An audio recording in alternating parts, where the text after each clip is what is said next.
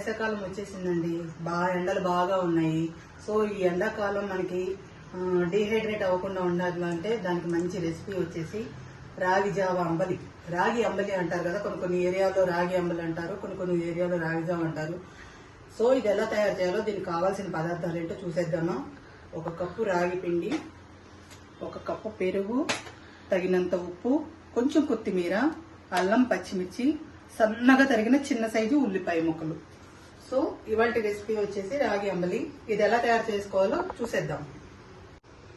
So రాగి అంబలి తయారు చేసే విధానం చూసేద్దాము. ముందుగా స్టవ్ ఆన్ చేసుకుని ఒక చిన్నపాటి గిన్నె పెట్టుకుందామండి. ఏ కప్పుతో రాగి పిండి తీసుకున్నాం కదా, దీనికి 3 కప్పులు వాటర్ పోసుకొని బాయిల్ చేసుకుందాము. ఈ ఎండాకాలంలో చిన్నపిల్లలకి ఇలా రాగి జావతో చేసిన పదార్థాలు ఇస్తే వాళ్ళకి డీహైడ్రేట్ అవ్వకుండా ఉంటుంది, ఎనర్జీ వస్తుంది, రెసిస్టెన్స్ పవర్ చాలా పెరుగుతుంది, మోకాళ్ళ నొప్పులు పోతాయి. సో మీరు కూడా మీ ఇంట్లో మీ చిన్నపిల్లలు ఉంటే ఇలా తయారు చేసి చూడండి, చాలా బాగుంటుంది, హెల్త్కి చాలా మంచిది. ఈ వాటర్ కొంచెం బాయిల్ అవ్వాలి, బాయిల్ అయ్యే వరకు వెయిట్ చేద్దాం.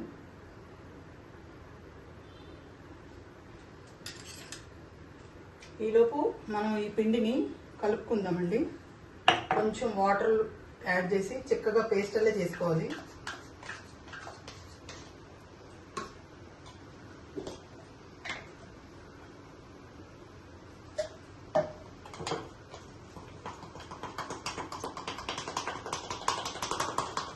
ఇలా కలుపుకోవాలి, పేస్ట్ అలా ఇవ్వాలి. కొంచెం వాటర్ పడుతుంది.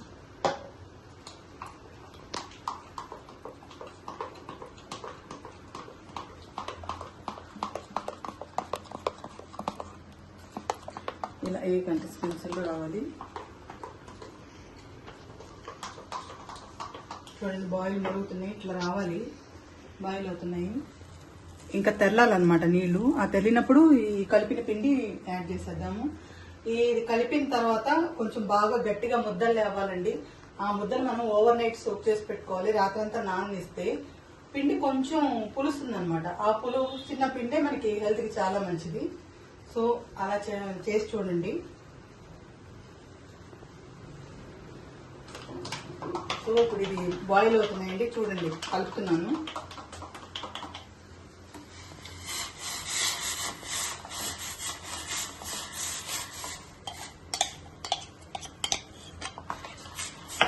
లోపల ఇలా పెట్టుకోండి, సన్నని మంట మీద.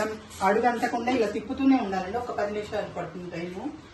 మనకి మొత్తం ముద్దగా అయిపోవాలి. ఒక 10 మినిట్స్ ఇట్లా కలుపుతూనే ఉండాలి, అడుగంటకుండా ఉండాలన్నమాట.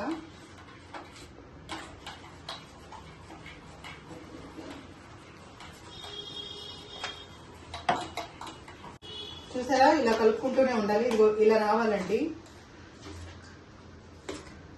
ఇలా రావాలి, ఇలా జారిపోతున్నట్టుగా ఉండాలి. ఎలా అంటే మనం చేయితో తడి చేసుకొని ఇలా ముద్దలు చేసుకుంటే ఇలా రౌండ్గా బాల్స్ లాగా రావాలన్నమాట. ఈ పిండిని మనం రాత్రంతా నానబెట్టుకోవాలి.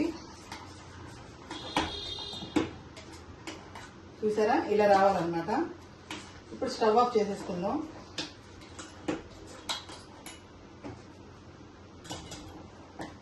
చూసారా, ఇలా రావాలన్నమాట పిండి.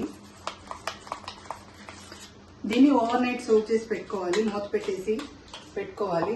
నేను ఆల్రెడీ నానబెట్టిన పిండి ఉంది, ఇదిగోండి, ఆల్రెడీ నేను నానబెట్టాను ఇది. ఇప్పుడు దీనిలోకి మనం మజ్జిగ యాడ్ చేసుకుందాము. సో ఇందాక 1 కప్పు పెరుగు తీసుకున్నాం కదా, దీన్ని పలుచగా బీట్ చేయాలి.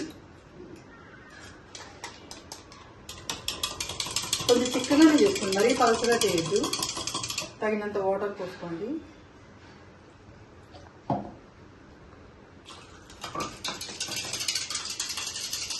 చూడండి, ఇలా చిక్కగా రావాలి.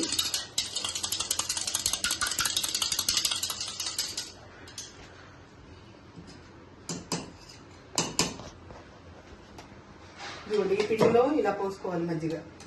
చూపించండి.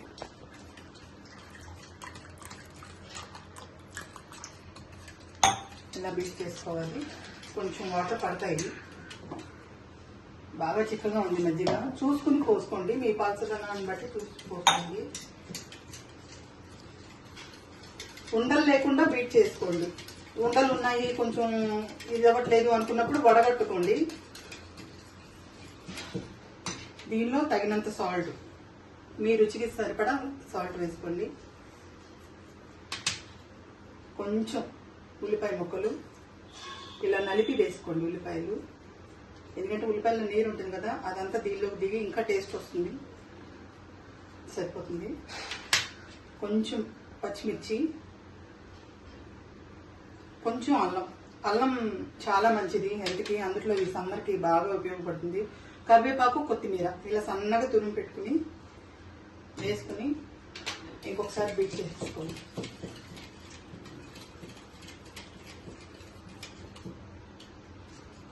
ఇప్పుడు దీన్ని ఒక గ్లాస్లోకి తీసుకొని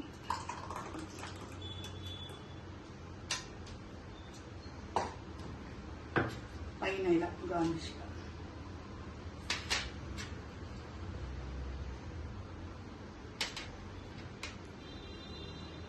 సో వేసవి పానీయం రాగి అంబలి రెడీ అయిపోయిందండి. దీని తయారీ విధానం చూస్తారు కదా, మీరు కూడా ట్రై చేసి చూడండి. నా వీడియో కనుక నచ్చినట్లయితే లైక్ చేయండి, షేర్ చేయండి, సబ్స్క్రైబ్ చేసుకోండి. Thank you so much friends.